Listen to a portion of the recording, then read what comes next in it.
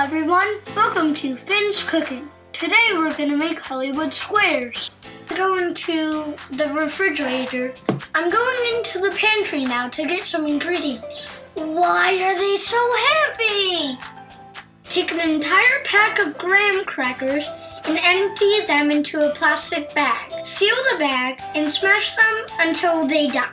You can smash them under your arm. You can smash them with your elbows and on the counter.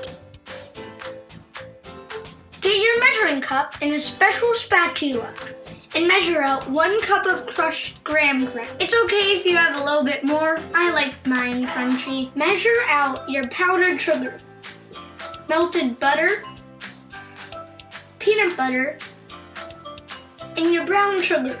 Yum!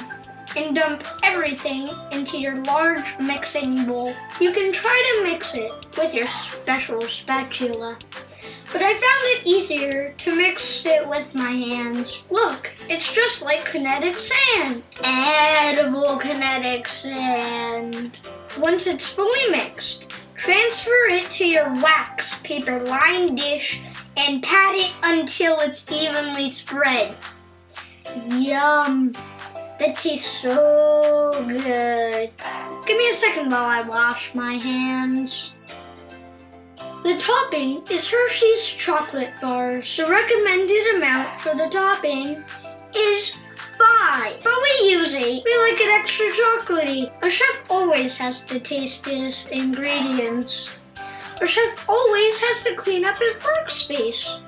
Put your chocolate in the microwave. Microwave your chocolate for 30 seconds using your favorite spatula like a crazy person. Then stir. Repeat over and over until it's melted. Don't cook it too long. Be careful. When you take it out of the microwave, it's going to be hot. Give one last stir and pour it on top of the graham cracker peanut butter mix. Make sure to spread it out evenly. I told you a chef always has to taste their ingredients. What?